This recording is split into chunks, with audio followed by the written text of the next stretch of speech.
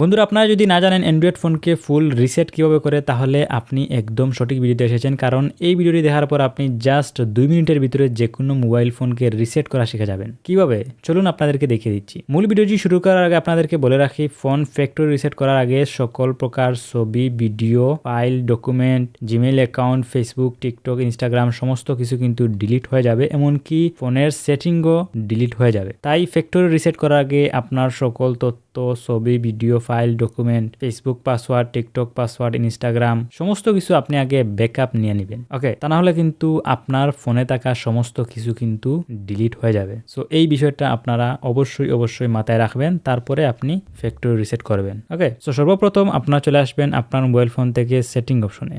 Setting অপশনে আসার পর এখান থেকে আপনারা খুঁজে বের করবেন রিসেট নামে একটা অপশন আছে। তো আপনি আপনার ফোন থেকে রিসেট অপশনটা খুঁজে বের করবেন। এক এক ফোনে এক এক রকম ভাবে থাকতে পারে, এক এক ফোনে এক এক জায়গায় থাকতে পারে।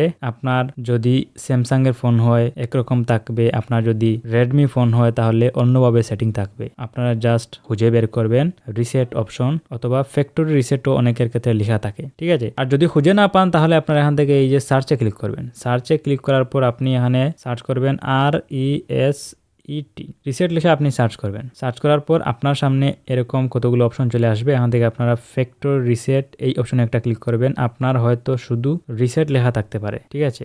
এই অপশনে আপনি চলে আসবেন। আসার পর এখান থেকে আপনারা নিচের দিকে একটা অপশন দেখতে পাবেন, ইরেজ অল ডাটা। তো এই অপশনটা আপনার উপরের দিকেও থাকতে পারে অথবা নিচের দিকেও থাকতে পারে। আপনারা জাস্ট ইরেজ অল ডাটা এই অপশনটা খুঁজে বের করবেন। বের করে এই অপশনের উপর একটা ক্লিক করবেন। ক্লিক করার পর এখন এখান থেকে দুইটা অপশন শো করতেছে। এখান থেকে বলতেছে যে ব্যাকআপ আইটেমস। তো এখান থেকে আপনি যদি ফ্যাক্টরি রিসেট এই অপশনে যদি ক্লিক করেন তাহলে আপনার ফোন রিসেট হয়ে যাবে।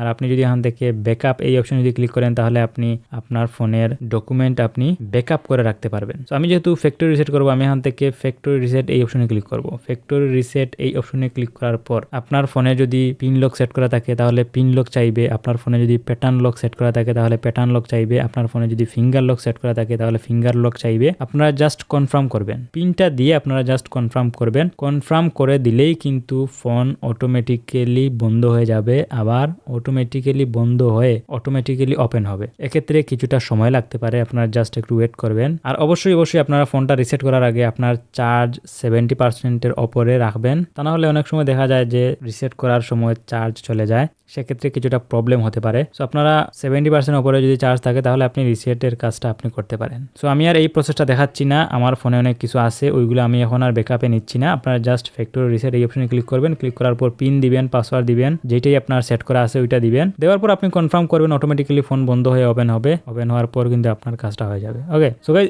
এই ছিল মূলত আজকের ভিডিও। এভাবে কিন্তু আপনারা খুব সহজে যে কোনো মোবাইল ফোনকে ফুল রিসেট করা শিখে যাবেন। ভিডিওটি আপনার কাছে কেমন লেগেছে আপনি চাইলে কমেন্ট করে জানাতে পারেন। আজকের মতো বিদায় নিচ্ছি, আল্লাহ হাফিজ।